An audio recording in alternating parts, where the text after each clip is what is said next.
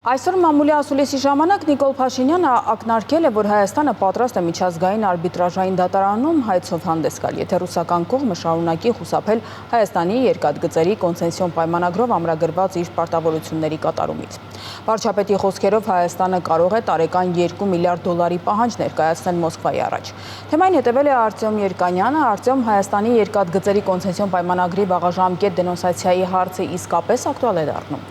Արդեն մի քանի շաբաթ է, ինչ բավական ակտուալ է այդ հարցը, վարչապետ Փաշինյանը խոստովանել է, որ այս հարցը քննարկվում է ռուսական կողմի հետ տարբեր մակարդակներում, բայց այսօր մամուլի ասուլիսում ասել է, որ Վլադիմիր Պուտինի հետ ունեցած իր վերջին հեռախոսային զրույցում այդ թեման չի քննարկվել։ Բայց Փաշինյանը կարևոր ակնարկ է արել, մեջբերեմ նրա խոսքերը։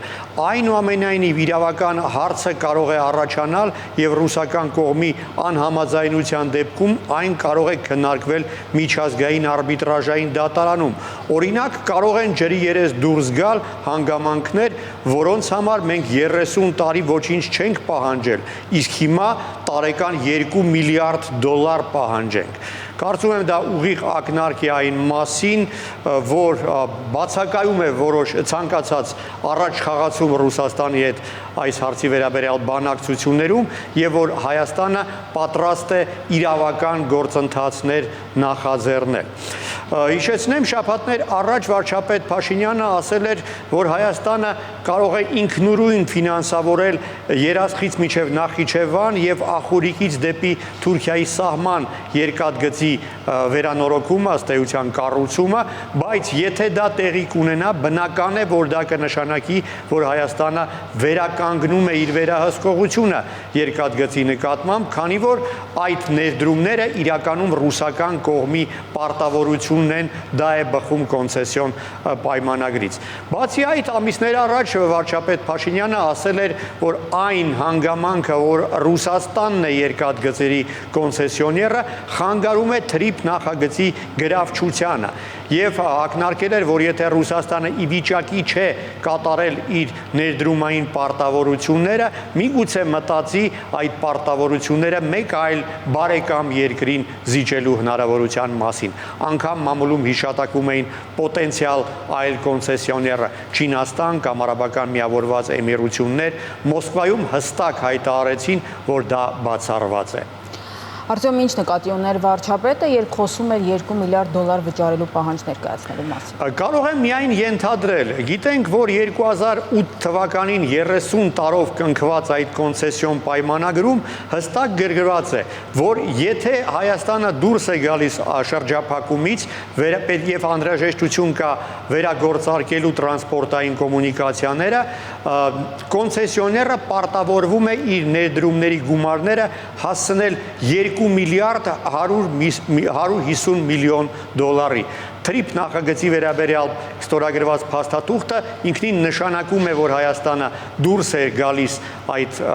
շրջափակումից եւ փորձում է վերականգնել այդ բոլոր կոմունիկացիաները, ուրեմն այս պարտավորությունը ուժի մեջ է մտնում։ Ամբողջ խնդիրն այն է, արդյոք Ռուսաստանի երկաթգծերի այդ անկերությունը ի վիճակի է կատարել այս պարտավորությունը, հաշվի առնելով, որ չափազանց ծանր ֆինանսական իրավիճակում է եւ մոտ 50 միլիարդ դոլարի պարտք ունի եւ այժմ փորձում է վաճառել իրեն պատկանող ակտիվների մի մասը։ Դե Հայաստանի համար կարևոր է արդեն օր առաջ իմանալ, արդյոք Ռուսաստանը կատարելու է իր ինվեստիցիոն պարտավորությունները, թե ոչ։ Եթե ոչ, այլընտրանք, որքան հասկանում եմ, կա։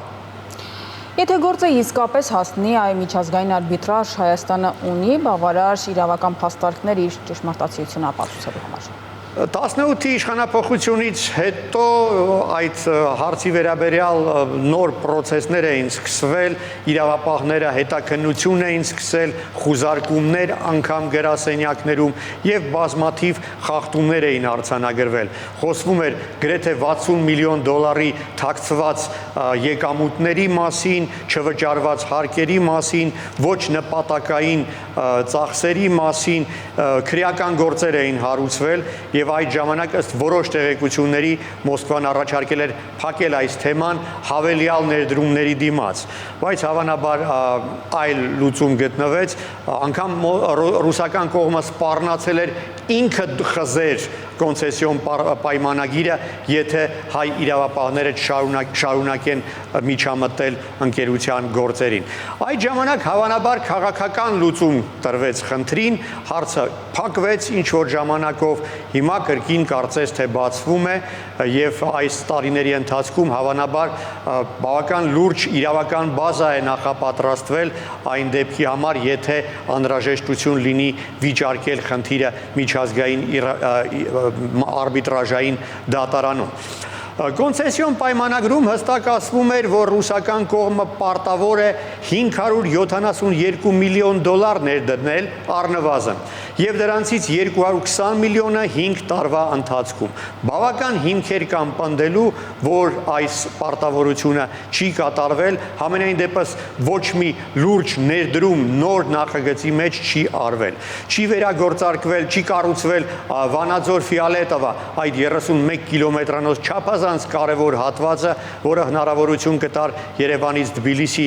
ճանապարհը կարճացնել 112 կիլոմետրով։ Չի կառուցվել ճանապարհը դեպի օդանավակայան, չի վերագործարկվել Մեղրաձորի թունելը։ Եվ եթե բանը հասնի իսկապես միջազգային արբիտրաժային դատարան, այս բոլոր հարցերը իհարկե կդրվեն սեղանին եւ պատասխանը կարծում եմ բավական դժվար կլինի տալ։ Ինչևէ,